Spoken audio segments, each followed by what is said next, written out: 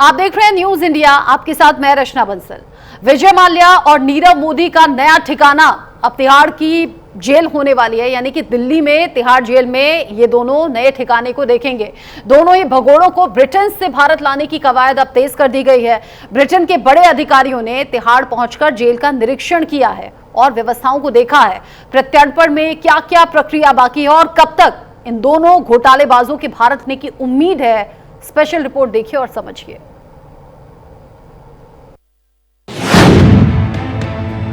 भारत के भगोड़ों के प्रत्यर्पण का काउंटडाउन शुरू।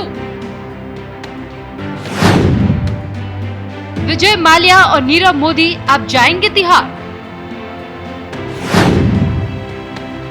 ब्रिटेन से आए अफसर, तिहाड़ की देखी व्यवस्थाएं।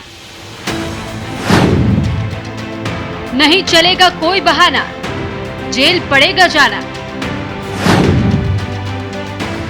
तिहाड़ जेल तैयार, दो भगोड़ों का इंतजार।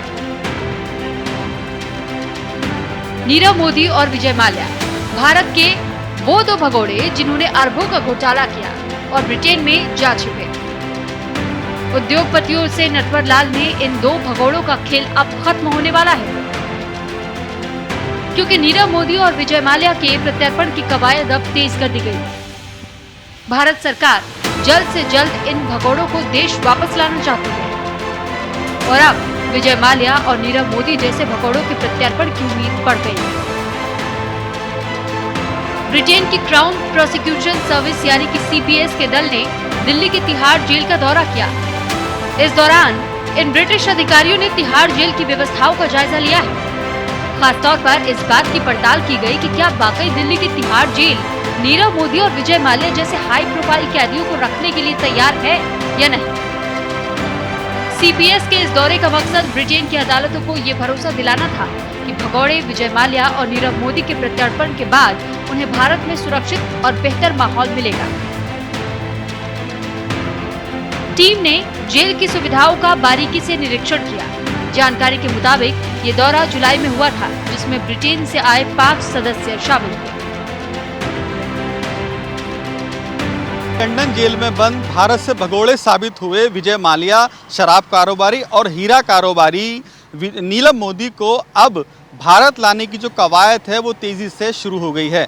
हाल ही में 5 सदस्यीय टीम जो कि ब्रिटेन से भारत आई थी, उसने तिहाड़ जेल के अंदर बाकायदा सर्वे किया और यहाँ के तमाम कैदियों से बातचीत की, जिसके आधार पर अब जांच रिपोर्ट लंदन में सबमिट कर दी है। क्योंकि जो भगोड़े हैं जिन्होंने हज़ारों करोड़ का घोटाला कर रखा है भारत से, वो भारत आने के लिए तैयार नहीं है और उन्होंने अपने अधिवक्ताओं के माध्यम से न्यायालय में ये गुहार लगवाई थी, यानी कि लंदन में, कि किसी भी हाल में उन्हें भारत ना भेजा जाए, क्योंकि वहाँ पर उनके साथ व्यवहार नहीं अच्छा होगा, उनके साथ जो है दुर्व्यवहार किया जाएगा और उन्हें परेशान किया जाएगा। जिसके आधार पर भारत सरकार ने जो याचिका लगाई हुई है उसी को मद्देनज़र रखते हुए वहाँ से 5 सदस्यीय टीम यहाँ आई और यहाँ आने के बाद बाकायदा सर्वे रिपोर्ट तैयार की गई है।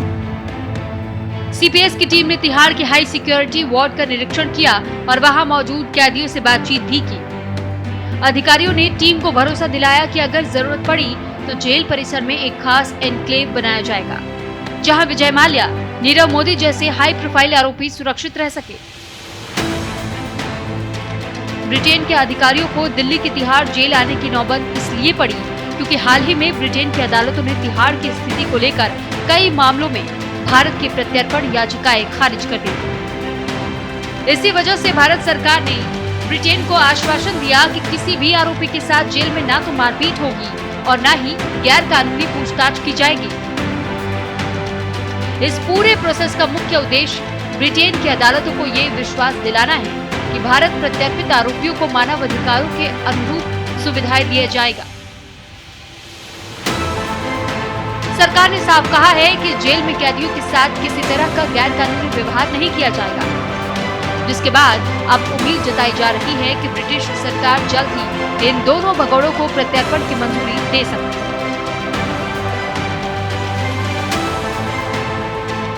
मैं कहूँगा अपने सहयोगी भूषण से वो दिखाएं, ये वही तिहाड़ जेल है, 1 नंबर गेट है, जहाँ पर अंदर की तरफ तिहाड़ में 1, 2, 3, 4, 5 जो है वो तमाम चीज़ें लिखी हुई हैं और यहाँ से एक सर्वे रिपोर्ट तैयार की गई है जो कि अब लंदन में पेश की जाएगी। यही उद्देश्य है किसी भी हाल में कि जो भारत को वापस सौंप दिए जाएं वो बड़े जिन्होंने घोटाले किए हैं, हज़ारों करोड़ का बैंक का पैसा मार रखा है, भारत का पैसा मार रखा है, उन्हें वापस भारत लाया जाए और उसके बाद जो कानूनी प्रक्रिया होती है उसके अनुसार उन पर कार्रवाई की जाए।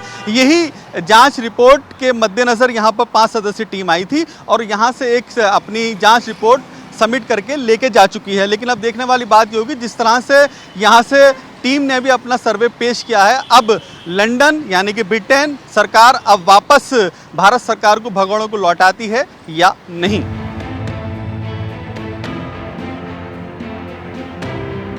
हाल ही में ब्रिटेन की अदालतों ने तिहाड़ की स्थिति को लेकर कई मामलों में भारत की प्रत्यर्पण याचिकाएं खारिज कर दी।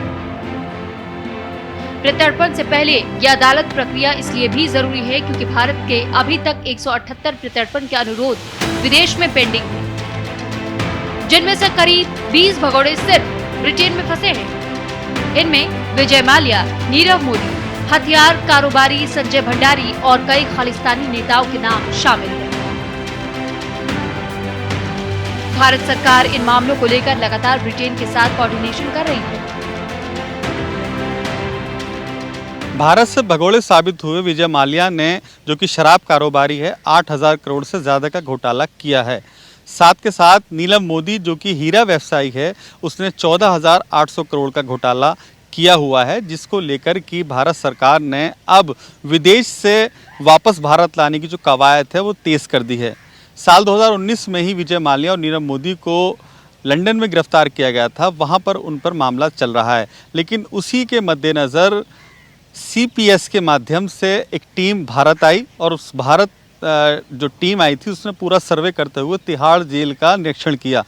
तिहाड़ जेल के अंदर जिस तरह से आरोपियों की तरफ से अधिवक्ताओं ने अपनी दलील पेश की थी लंदन में, वो यही की थी कि अगर भारत आरोपी चले जाते हैं तो उनके साथ दुर्व्यवहार किया जाएगा, रहने के लिए स्थान नहीं है और बुरा हाल भारत में कैदियों का है। इसी के मद्देनज़र 5 सदस्यीय टीम भारत आई, जिन्होंने आकर तिहाड़ जेल में लोगों से बातचीत की, बंदियों का हाल पूछा और बाकायदा पूरी एक जांच रिपोर्ट बनाई, जिसको अब आगे सबमिट कर दिया है। लेकिन जिस तरह से कवायद जारी है, ये माना जा रहा है कि बहुत जल्द प्रत्यर्पण के माध्यम से अब भारत दोनों भगोड़ों को लाया जा सकता है। अब आपको ये बताते हैं कि विजय माल्या और नीरव मोदी पर क्या आरोप है और इन दोनों भगोड़ों को भारत लाना क्यों जरूरी है। विजय माल्या और नीरव मोदी पर भारत में धोखाधड़ी, मनी लॉन्ड्रिंग और आपराधिक साजिश के आरोप हैं। दोनों बैंक लोन डिफॉल्ट मामले से जुड़े हैं और आरोप सामने आने से पहले ही ब्रिटेन भाग गए। भारतीय अदालतों ने इन्हें फ्यूजिटिव इकोनॉमिक ऑफेंडर्स घोषित किया है।